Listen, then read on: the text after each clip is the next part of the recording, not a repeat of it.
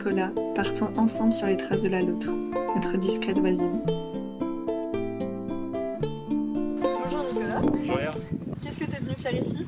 Eh bien écoute, je cherche des indices de présence de la loutre sur un gué où passe la route. Et en fait, il y a quand même des traces. Elle a laissé ce qu'on appelle des épreintes, ses crottes. Et on va regarder de plus près. Et donc, tu vois, en fait, à première impression, c'est que c'est tout sec. C'est que des restes d'aliments. Et quand tu regardes de plus près, il y a en vrai des petits bouts d'os. Alors, Ça serait quoi du coup? à cette époque, elle mange beaucoup d'amphibiens, Ok. des grenouilles, des crabes. Pourquoi est-ce qu'on peut reconnaître une épreinte? C'est un marquage qu'elle utilise pour marquer son territoire. Elle marque beaucoup tout le long de son territoire. Et elle va marquer le long sur des lieux qui sont proéminents, des sortes de bornes que tu peux repérer facilement sur le bord de... Alors beaucoup de la rivière, en tout cas tous les endroits où elle se déplace. D'accord.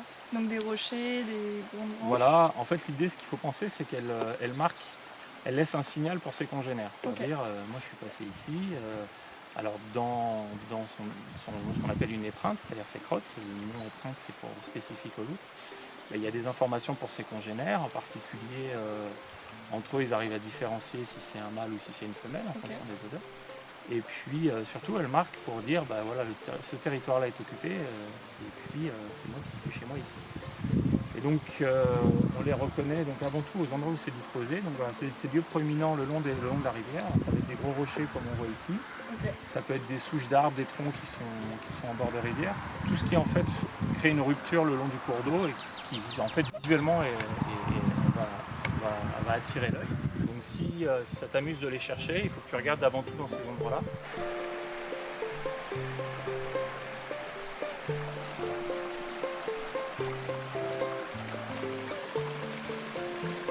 Tu peux sentir, c'est une odeur qui est assez particulière. Voilà, c'est un peu une odeur de miel, ça a une odeur de... Alors selon ce qu'elle a mangé, de crustacés, de poissons, assez prononcée mais qui n'est pas désagréable. Oui, pas comme on pourrait le penser. Voilà, sur des extrêmes. La loutre est un animal territorial. Environ 40 km de linéaire de rivière pour les mâles et 20 km pour les femelles. Mâles et femelles peuvent cependant cohabiter. Ainsi, dans la plaine de Landres, on pense qu'il y a vraisemblablement un seul mâle, 2 femelles accompagnées de leurs jeunes, plus peut-être quelques individus en recherche de territoire. Le nombre d'individus est donc très limité. La population est bien installée, mais naturellement petite, ce qui la rend fragile et sensible à toute perturbation. Maintenant que tu as vu et que tu as vu de tes propres yeux les traces de la présence de la loutre, peut-être que tu vas être amené à réfléchir différemment.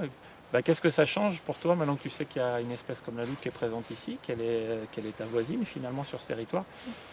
Peut-être que ça va changer des choses sur ta manière de voir ici le paysage.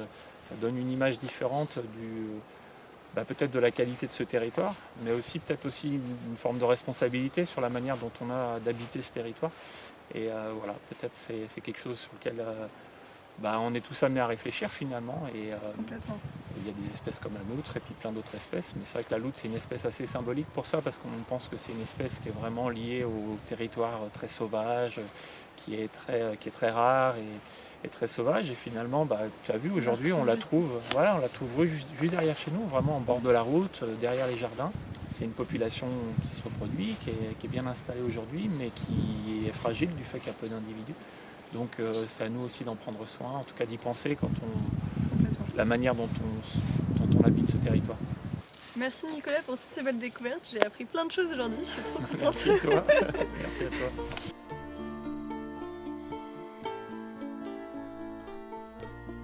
Maintenant c'est à vous de jouer, vous pouvez sortir sur les traces de la loutre, aller à la recherche d'épreintes ou de restes de repas. Je vous invite à découvrir la chaîne YouTube Vis-à-vis, sur laquelle il y a de superbes images de loutres et d'autres espèces. À bientôt!